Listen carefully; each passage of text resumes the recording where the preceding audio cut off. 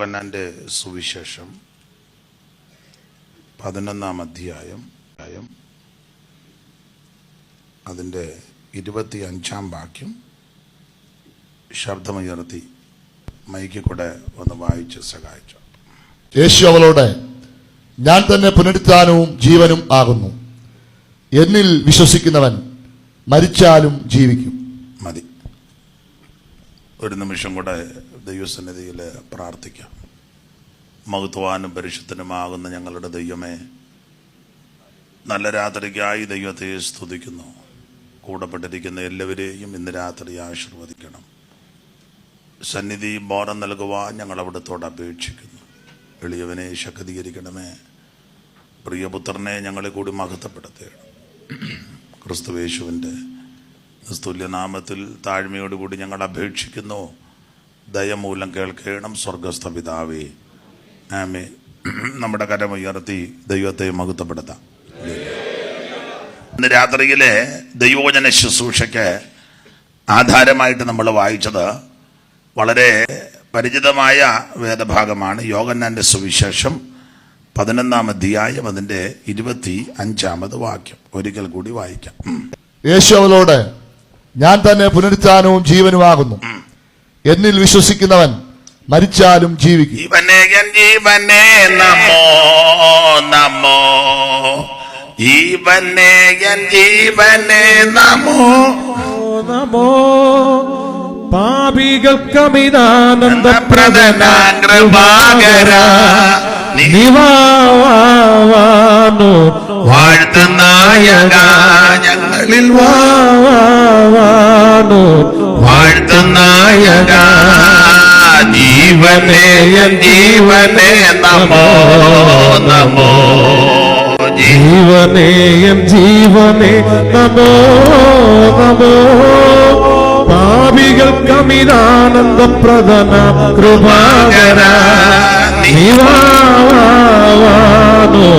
വാഴ്ത്തുനായക നിവാവാനോ വാഴ്ത്തുനായക.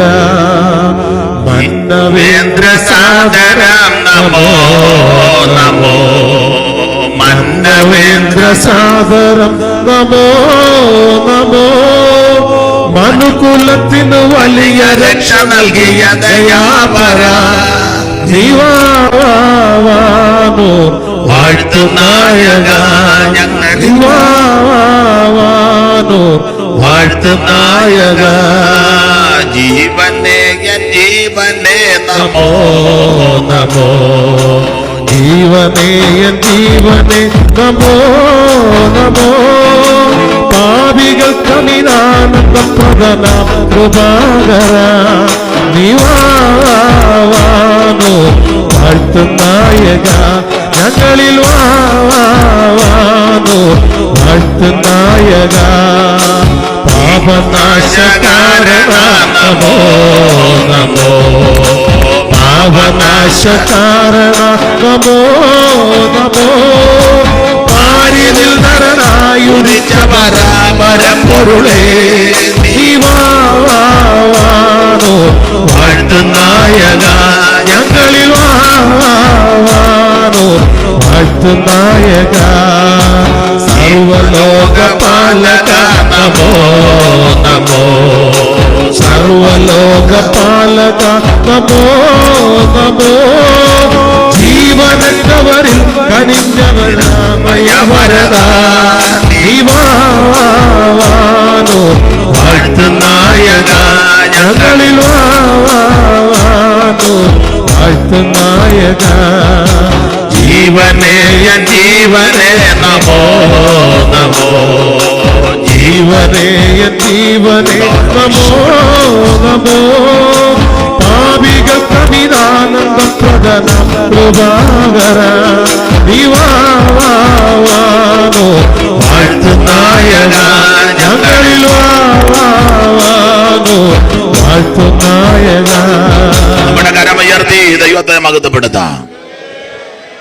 ഈ നല്ല രാത്രിക്കായി വീണ്ടും ദൈവത്തെ സ്തുതിക്കുന്നു. ഇന്ന് രാത്രിയിലെ തിരുവചന ധ്യാനത്തിന് ആധാരമായിട്ട് വളരെ പരിചിതമായ ഒരു വേദശകലമാണ് പൊതുവിൽ വായിച്ചു കേട്ടത്. യോഹന്നാന്റെ സുവിശേഷം 11-ാം അധ്യായം അതിന്റെ 25-ാമത് വാക്യം. യേശുക്രിസ്തു മാർത്തയോട് പറയുന്ന ഒരു ഭാഗമാണ്. ഒന്നുകൂടെ വായിക്കാം. യേശു അവളോട് ഞാൻ തന്നെ പുനരുത്ഥാനവും ജീവനുമാകുന്നു. എന്നിൽ വിശ്വസിക്കുന്നവൻ മരിച്ചാലും ജീവിക്കും.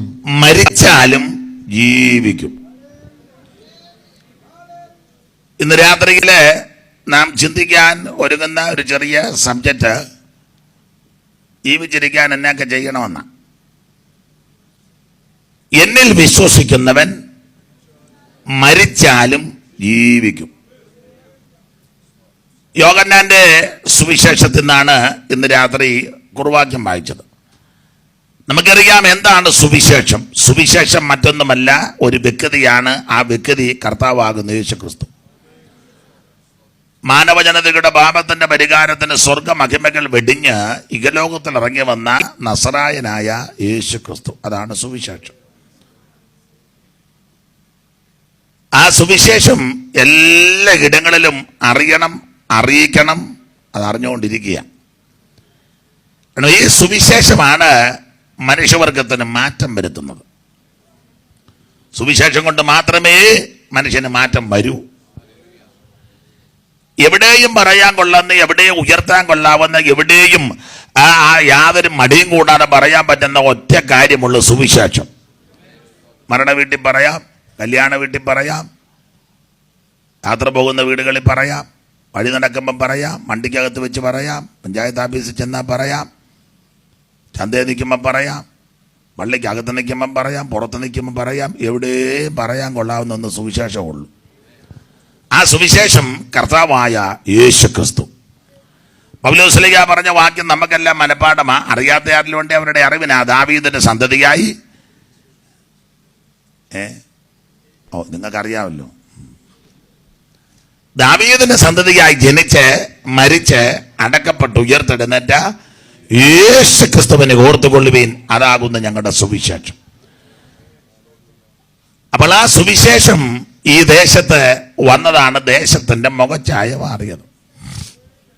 സുവിശേഷം ചെന്നിടത്തെല്ലാം മാറ്റം വന്നിട്ടുണ്ട്. സുവിശേഷം ചെന്നാലേ മാറ്റം വരൂ. സുവിശേഷം എത്താത്ത ഇടങ്ങളിൽ ഇപ്പോഴും ആ അന്ധകാര വ്യാപാരങ്ങളുണ്ട്. യാത്ര പോകുമ്പോഴും ചില ദേശത്ത് ചെല്ലുമ്പോഴും ചില ഏരിയയിലൊക്കെ ചെല്ലുമ്പോൾ അത് അനുഭവിക്കാറുണ്ട്. കണ്ണിന് കാണാറുണ്ട്, അനുഭവിക്കാറുണ്ട്. എന്നാൽ സുവിശേഷം എത്തിയിടത്തെല്ലാം മാറ്റങ്ങൾ വന്നിട്ടുണ്ട്. നമ്മുടെ കർത്താവാകുന്ന യേശുക്രിസ്തുവിൻ്റെ തിരുപ്പിറവിയോടുള്ള ബന്ധത്തിലും ആ കാര്യമാണ് നടന്നത്. കർത്താവിന് മഹത്വം. ഞാൻ ആ ഭാഗത്തേക്ക് പോകുന്നില്ല, സമയത്തെ ഭയപ്പെടുന്നത് കൊണ്ട്. അപ്പോൾ സുവിശേഷം കർത്താവാകുന്ന യേശുക്രിസ്തു നല്ല വിശേഷം, നല്ല വാർത്തയാണ്. വാർത്ത എന്നുള്ള പദം ന്യൂസ്, അതിൻ്റെ ആ സ്പെല്ലിങ് നമുക്കറിയാം. എന്തുവാ? NEW. വിവരമുള്ളവരിട്ടതാ ന്യൂസ് എന്ന് പറഞ്ഞാൽ NEWS, ന്യൂസ്, വാർത്ത, നല്ല വാർത്ത, നല്ല ന്യൂസ്, കേൾക്കാൻ ഇമ്പമുള്ളത്, കേൾക്കാൻ സുഖമുള്ള നല്ല വാർത്ത, അത് സുവിശേഷമാണ്. ആൻഡ് ന്യൂസ് എന്ന് പറഞ്ഞാൽ ഇതെല്ലായിടത്തും ചെല്ലണം. നോർത്തിൽ ഇത് ചെല്ലണം, ഈസ്റ്റ് ചെല്ലണം, W വെസ്റ്റ് ചെല്ലണം, S. അപ്പോൾ തെക്കും കിഴക്കും വടക്കും പടിഞ്ഞാറും എല്ലാ ഇടങ്ങളിലും ഉയർത്തുവാൻ, പറയുവാൻ, അറിയിപ്പാൻ പറ്റിയ ഒറ്റ വാർത്ത യേശുവിനെ പറ്റിയാണ്. ഈ മാന്യസഭ അവരാലാവും വിധം അതറിയിപ്പാൻ വ്യഗ്രത കൊണ്ട് ഇങ്ങനെ യോഗങ്ങൾ നടത്തുന്നതിൽ ഈ സഭയെ, അവിടുത്തെ ശുശ്രൂഷകനെ, ചുമതലപ്പെട്ടവരെ ദൈവം അനുഗ്രഹിക്കട്ടെ. അവരെ അഭിനന്ദിക്കുന്നു. ഇന്നുവരെയും ഒരു യോഗം നടത്താത്ത സഭകളുണ്ട്. ഇതുപോലെ അകത്ത് തന്നെ അവർ നടത്തുന്നില്ല, അത് തന്നെ വിഷമിച്ച. എന്നാൽ യേശുക്രിസ്തുവിനെ പറ്റി എല്ലായിടത്തും അറിയിക്കണം. ആ നല്ല വാർത്ത, നല്ല വിശേഷം. ആട്ടെ, ഞാൻ മിക്ക ഇടങ്ങളിലും പറയാറുണ്ട്, മിക്കപ്പോഴും പറയാറുണ്ട്, ഞാൻ ഹൈന്ദവ പശ്ചാത്തലത്തിൽ നിന്നാണ് ഈ മാർഗത്തിൽ വന്നത്. അപ്പം അന്ന് ധരിച്ചു വച്ചത് 4 സുവിശേഷം ഉണ്ടായിരുന്നെന്ന്. കാരണം അങ്ങനെയാണല്ലോ നമ്മൾ പുസ്തകത്തിൽ വായിക്കുന്നത്. മത്തായി എഴുതിയ സുവിശേഷം, മർക്കോസ് എഴുതിയ സുവിശേഷം, ലൂക്കോസ് എഴുതിയ സുവിശേഷം, യോഹന്നാൻ എഴുതിയ സുവിശേഷം. എന്നാൽ പിന്നീട് സഭയിൽ ചെന്നപ്പോൾ ദൈവത്തിന്റെ ദാസന്മാർ വചനം പഠിപ്പിക്കുകയും അത് പഠിക്കുകയും ചെയ്തപ്പോൾ മനസ്സിലായി സുവിശേഷം 4 ഇല്ല, സുവിശേഷം 1 ഉള്ളൂ. ആ സുവിശേഷത്തിന്റെ 4 വിശേഷതകളാണ് 4 പേരും രേഖപ്പെടുത്തിയിരിക്കുന്നത്. വിശേഷം ലോകം ജയിക്കുമേ, പേയുടെ ശക്തികൾ നശിക്കുമേ, സകല ലോകരും യേശുവിൻ നാമത്തിൽ വണങ്ങുമേ, തല കുനിക്കുമേ, അതു ബഹു സന്തോഷമേ. ആമേൻ. ജയിക്കുമേ, സുവിശേഷം ലോകം ജയിക്കുമേ, പേയുടെ ശക്തികൾ നശിക്കുമേ, സകല ലോകരും യേശുവിൻ നാമത്തിൽ വണങ്ങുമേ, തല കുനിക്കുമേ, അതു ബഹു സന്തോഷമേ. അപ്പൊ ശ്രദ്ധിക്കുക, എല്ലായിടത്തും ഉയർത്താൻ പറ്റുന്ന ഒന്ന് സുവിശേഷം. നിങ്ങള് ഇത് സുവിശേഷ യോഗമാ, അപ്പൊ തന്നെ നമ്മളെല്ലാം ദൈവമക്കളാ, മസിൽ പിടിച്ചിരിക്കരുത്. ഒന്നാമത് എല്ലാത്തിനും ദീനവും തണ്ണുവാ. അപ്പൊ അത് സദസ്സിരിക്കുന്നവരും സൈഡിൽ ഇരിക്കുന്നവരും സ്റ്റേജിലിരിക്കുന്നവരും എല്ലാം നമ്മളൊന്നിച്ച് ദൈവത്തെ മഹത്വപ്പെടുത്തുക. ഞാൻ വലിയ പുള്ളിയാ, ഞാൻ അങ്ങനെ എപ്പോഴും ഒന്നും കയറി സ്തോത്രം പറയുകയല്ല, ഞാൻ വല്ലപ്പോഴും പറയണം, അതൊന്നും ഇവിടെ ഇന്ന് നടക്കുകയല്ല. നാളെയോ മറ്റന്നാളൊക്കെ നടന്നോണം. ഒന്നിച്ച് ദൈവത്തെ മഹത്വപ്പെടുത്തിക്കോണം. എനിക്ക് തിരിഞ്ഞു നിന്ന് പ്രസംഗിക്കാനും അറിയാം, അങ്ങോട്ടൊന്ന് പ്രസംഗിക്കാനും അറിയാം, ഇങ്ങോട്ടൊന്ന് പ്രസംഗിക്കാനറിയാം. ഇപ്പം കൂടുതൽ കറക്കമായതുകൊണ്ട് ഇന്ന് ഇവിടെ ആരും വലിയവരില്ല, വലിയവൻ യേശുക്രിസ്തുവാണ്. ദൈവത്തെ ആരാധിക്കുന്നതിന് ഐമേനിയോ തിരുമേനിയോ സൂപ്പറുണ്ടോ ഓവർസിയറോ സെൻട്രൽ പാസ്റ്ററോ കൗൺസിൽ മെമ്പറോ സെക്രട്ടറിയോ ട്രഷറോ ഒന്നും അതൊക്കെ നല്ലതാ. അതൊന്നും ദൈവത്തെ ആരാധിക്കുന്നതിന് വിഷയമല്ല. ദൈവത്തെ ആരാധിക്കുന്ന സകല എണ്ണവും ദൈവത്തെ ആരാധിക്കണം. മൈക്ക് ഓപ്പറേറ്റ് ചെയ്യുന്നവരും അത് അല്ല ചെയ്യുന്നവരും ഇടയ്ക്കൊക്കെ സ്തോത്രം പറഞ്ഞോണം. രക്ഷിക്കപ്പെട്ട അല്ലയോ? അതൊക്കെ സ്തോത്രം പറഞ്ഞോണം. നമ്മൾ രണ്ടും അത് നോക്കിയിരിക്കുന്നു. ഇങ്ങോട്ട് നോക്കാൻ ഇടയ്ക്കൊക്കെ ദൈവത്തെ സ്തുതിച്ചോണം. മുളന്ന് വെച്ച് ഇല്ല കളി മാറും. അപ്പൊ ഇന്ന് രാത്രി ആരാധനയ്ക്കും സ്തുതിക്കും യോഗ്യനായ ക്രിസ്തു ഇവിടെ വന്നിട്ടുണ്ട്. മാറത്ത് പൊൻകച്ച് കെട്ടുവനായി ചുട്ടുപടിപ്പിച്ച വെള്ളോട്ടിന് സദൃശമുള്ള പ്രാണമുള്ളവനായി 7 നക്ഷത്രം വലങ്കികൾ പിടിച്ച് ആ നിലവിളക്കിന്റെ നടുവിൽ നിലയങ്കതര ചുലാവകൻ എന്ന അശ്രയൻ ഇന്ന് രാത്രി നമ്മുടെ നടുവിലുണ്ട്. അനുഭവിക്കുന്ന ദൈവമക്കളെ ഓർത്ത് ദൈവത്തെ സ്തുതിക്കുക. അപ്പോൾ അങ്ങനെയുള്ള ആ സുവിശേഷം എവിടെയും ഉയർത്താൻ പറ്റുന്ന സുവിശേഷം വന്നതുകൊണ്ടാ ആ മാറ്റങ്ങളെല്ലാം നടന്നത്. ഞാൻ ചരിത്രഭാഗമെല്ലാം പറഞ്ഞാൽ ഇന്ന് വചനം പ്രസംഗിപ്പാൻ സമയം തികയാതെ വരും.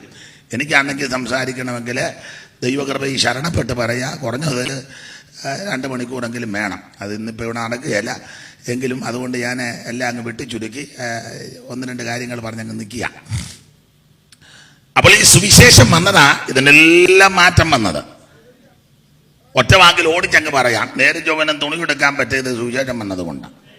2 അക്ഷരം കൂട്ടി വായിക്കാൻ ഇടയായത് സുവിശേഷം വന്നതുകൊണ്ടാണ്. അന്തസ്സായിട്ട് വഴി കൂടെ നടക്കാൻ പറ്റിയത് സുവിശേഷം വന്നതുകൊണ്ടാണ്. മാന്യമായിട്ട് വസ്ത്രം ധരിക്കാൻ ഇടയായത് സുവിശേഷം വന്നതുകൊണ്ടാണ്. സ്തോത്രം യോഗ്യമായിട്ട് ജീവിക്കാൻ പഠിച്ചതും പഠിപ്പിച്ചതും സുവിശേഷം വന്നതുകൊണ്ടാണ്. അതുകൊണ്ട് സുവിശേഷം വന്നെങ്കിൽ ഇതൊക്കെ നടക്കൂ. അപ്പോൾ എവിടെ ഉയർത്താൻ പറ്റുന്ന ഒന്ന് അവൻ സുവിശേഷം, കർത്താവായ യേശു ക്രിസ്തു. അപ്പോൾ ഞാൻ ഹൈന്ദവ പശ്ചാത്തലത്തിൽ നിന്ന് വന്നെന്ന് പറഞ്ഞല്ലോ. അപ്പോൾ അന്ന് ധരിച്ചത് 4 സുവിശേഷം ഉണ്ടെന്ന. പിന്നീട് സഭയിൽ വന്നപ്പോൾ ദൈവത്തിൻ്റെ ദാസന്മാർ വചനം പഠിപ്പിച്ചപ്പോൾ മനസ്സിലായി സുവിശേഷം 4 ഇല്ല, സുവിശേഷം 1 ഉള്ളൂ. പിന്നെ സുവിശേഷത്തിൻ്റെ വിശേഷത ഞാൻ പറയാറുണ്ട്. സുവിശേഷത്തിൻ്റെ സവിശേഷതയാണ് ഈ 4 പേരും രേഖപ്പെടുത്തിയിരിക്കുന്നത്. മത്തായി യേശു ക്രിസ്തു രാജാതിരാജാവാണെന്ന് തെളിയിച്ചു. ലൂക്കോസ് ക്രിസ്തുവേശു സമ്പൂർണ്ണ മനുഷ്യൻ എന്നുള്ള നിലകളിൽ യേശുവിനെ തെളിയിച്ചു. മർക്കോസ് യേശുവിൻ്റെ ദാസ ആ രൂപത്തെ നന്നായിട്ട് വെളിപ്പെടുത്തി. ഇതിനെല്ലാം വ്യത്യസ്തമാണ് യേശു ക്രിസ്തു ദൈവമാണെന്ന് യോഹന്നാൻ വെളിപ്പെടുത്തി. അപ്പോൾ മത്തായി യേശു രാജാതിരാജാവാണ് എന്നാണ് തെളിയിച്ചത്, വിവരിക്കുന്നില്ല. ലൂക്കോസ് ക്രിസ്തുവേശു സമ്പൂർണ്ണ മനുഷ്യൻ, നല്ലൊരു മനുഷ്യൻ. അതാ ആ 19:10 കിടക്കുന്നത് കാണാതെ പോയ വായിച്ച 19:10 ബിജുപാസ്റ്റേ 19:10 ലൂക്കോസ് 19:10 അതാ ആ വാക്യം. കാണാതെ പോയതിനെ തിരഞ്ഞു രക്ഷിപ്പാനല്ലോ മനുഷ്യപുത്രൻ വന്നത് എന്ന് പറഞ്ഞു. അവിടെ മനുഷ്യപുത്രൻ, അപ്പൊ നല്ലൊരു മനുഷ്യൻ, യോഗ്യനായ മനുഷ്യൻ, ഉന്നതനായ മനുഷ്യൻ, മഹിമയുള്ള മനുഷ്യൻ, ആർദ്രതയുള്ള മനുഷ്യൻ, ഇതുപോലെ ശ്രേഷ്ഠനായ ഒരു മനുഷ്യനില്ല. അപ്പൊ യേശു ക്രിസ്തുവിന്റെ ആ നല്ല മനുഷ്യ രൂപത്തെ ലൂക്കോസ് വെളിപ്പെടുത്തി. ഞാൻ ആ ഭാഗമെല്ലാം വിവരിക്കുന്നില്ല. യോഹന്നാന്റെ എഴുത്തിന്റെ ഉദ്ദേശം യേശുക്രിസ്തു ദൈവമാണെന്ന് തെളിയിച്ചു. ഇനി യേശുക്രിസ്തുവിന്റെ വേറൊരു വിശേഷത, ഈ ഭൂമിയിൽ താന് 33 വർഷം തൻ്റെ മഹിമയുള്ള ജീവിതമായിരുന്നു. ആ ജീവിച്ചപ്പോഴെല്ലാം പൂർണ്ണ മനുഷ്യനും പൂർണ്ണ ദൈവമാണ് തെളിയിച്ചാ പോയത്. അല്ലാതെ ചത്ത് കഴിഞ്ഞേച്ചല്ല ദൈവമായത്, ജീവിച്ചിരുന്നപ്പോഴേ ദൈവമാണ് തെളിയിച്ചു. ഇപ്പൊ എല്ലാം ദൈവം കളിക്കുന്നവരുണ്ട്, ആണും പെണ്ണും എല്ലാം ദൈവം കളിക്കുക. ചത്ത് കഴിയുമ്പോഴാണ് ജനത്തെ ദൈവമാക്കുന്നത്. ചിലതിപ്പം ജീവിച്ചിരിക്കുമ്പോഴും ദൈവം കളിക്കുന്നുണ്ട്. പെണ്ണുങ്ങൾ വരെ ദൈവം കളിക്കുന്നത്. അതെ, നമ്മുടെ വിഷയം അതല്ല. കാരണം പറയാറുന്ന നാളെയൊക്കെ യോഗം ഉള്ളത് കൊണ്ടാണ്. ഇന്നുകൊണ്ട് ഈ യോഗം അങ്ങ് പിരിച്ചുവിടുകാരെന്നെ പറഞ്ഞ ഞാനും പോയാനും നിങ്ങളുമൊക്കെ മിക്കവാറും പോയാനും. അപ്പോൾ യേശുക്രിസ്തു ജീവിച്ചിരുന്നപ്പോൾ പൂർണ്ണ ദൈവവും പൂർണ്ണ മനുഷ്യനുമായിട്ട് തെളിയിച്ചു. 1-2 തെളിവ് തരാം. ഈ സാക്ഷിക്കാരെന്ന് പറയുന്നൊരു ഗ്രൂപ്പുണ്ട്. ഞങ്ങളുടെ ഇവിടെ ഉണ്ട്, ഇവിടെ ഉണ്ടോ പുത്തൂരുണ്ടെന്ന് അറിയത്തില്ല. സാക്ഷിക്കാര് അങ്ങ് തെളിക്കണ്ട. സാക്ഷിക്കാർ അവർ പറയുന്ന യേശു ദൈവമല്ലെന്നാ. ഏതെങ്കിലും സാക്ഷി ഇതിനകത്തുണ്ടെങ്കിൽ സാക്ഷിക്ക് 1-2 വാക്യം തരാം. അമ്മയിരിക്കുകയായിരിക്കും അതിനിടെ സാക്ഷി. അപ്പോൾ അവർ പറയുന്ന യേശു ദൈവം അല്ലെന്നാ. യേശു ക്രിസ്തു ആ ദൈവം. അതിന് 1-2 തെളിവ്. തോമാസ് ഒരിക്കൽ പറഞ്ഞൊരു പദമുണ്ട്, എൻ്റെ കർത്താവും എൻ്റെ ദൈവവുമായുള്ളവേ. യേശുക്രിസ്തു ദൈവമാണ്. കൂടെ നടന്ന ആളാ പറഞ്ഞത്. നമ്മുടെ കൂടെ നടക്കുന്നവർ നമ്മളെ പറ്റി പറയുന്ന ഒന്നും ചില പറയത്തില്ല. പക്ഷേ ഞാൻ പുള്ളിയുടെ കൂടെ 5-8-10 കൊല്ലമല്ല, ഞാനൊന്നും പറയുന്നില്ല. ഞാനൊന്നും ഇപ്പം അതുകൊണ്ട് ആരോടും ചോദിക്കാതിരിക്കുന്നതായിരിക്കും കുറച്ചുകൂടെ നല്ലത്. എന്നാ കൂടെ നടന്ന ആ തോമാസ് പറഞ്ഞത് എൻ്റെ കർത്താവും എൻ്റെ ദൈവമായുള്ളൂ. യോഹന്നാന്റെ 1-ാം ലേഖനം 5-ാം അധ്യായത്തിന്റെ 20-ാമത്തെ വാക്യത്തിലും തത്തുല്യമായ ഒരു പ്രയോഗമായിട്ടിരിക്കുന്നത് യോഹന്നാൻ. അത് മാറോട് ചേർന്നിരുന്ന പുള്ളിയാ. വായിച്ച 5:20. അവൻ സത്യദൈവവും നിത്യജീവനുമാകുന്നു. കണ്ടോ, മാറോട് ചേർന്നിരുന്ന യോഹന്നാൻ പറയുകയാ അവൻ സത്യദൈവവും നിത്യജീവനുമാണ്. ഇതെല്ലാം കൂടെ നടന്നവരാ, അനുഭവിച്ചവരാ. കൂടെ നടന്നില്ലെങ്കിലും ഒടുവിൽ പറഞ്ഞിരിക്കുന്ന പ്രയോഗം അകാല പ്രജ പോലുള്ള എനിക്കും അവൻ പ്രത്യക്ഷപ്പെട്ടെന്ന പൗലോസ് കൊരിന്ത്യർ 15 പറഞ്ഞിരിക്കുന്നത്. അപ്പോൾ അകാല പ്രജ പോലുള്ള പൗലോസിന് പ്രത്യക്ഷപ്പെട്ടപ്പോൾ പൗലോസ് കൊടുത്തൊരു പ്രയോഗം ഇതിനൊക്കെ കുറച്ചുകൂടെ മെച്ചമാണ്. പൗലോസ് പറഞ്ഞിരിക്കുന്നത് മഹാദൈവം. അണ്ട തീത്തോസ് 2:11 വാക്യത്തിന്റെ പ്രാരംഭ ഭാഗം.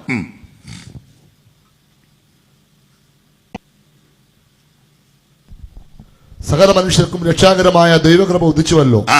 നാം ഭാഗ്യകരമായ പ്രത്യാശയ്ക്കായിട്ടും മഹാദൈവവും നമ്മുടെ രക്ഷിതാവുമായ മഹാദൈവവും നമ്മുടെ രക്ഷിതാവുമായ യേശുക്രിസ്തുവിന്റെ തേജസ്സിന്റെ പ്രത്യക്ഷതയ്ക്കായിട്ട് കാത്തും കൊണ്ട്. കണ്ടോ, അവിടെ കൊടുത്തിരിക്കുന്ന പദം മഹാദൈവമാണ് ക്രിസ്തു. ഞാനും നിങ്ങളും ആരാധിക്കുന്ന യേശു ക്രിസ്തുവാണ് നിത്യദൈവം, സത്യദൈവം, ഏകദൈവം, മഹാദൈവം, സാക്ഷാൽ ദൈവം, ജീവനുള്ള ദൈവം, ഇന്നും ജീവിക്കുന്ന ദൈവം. യേശു ക്രിസ്തു മാത്രമാ ദൈവം.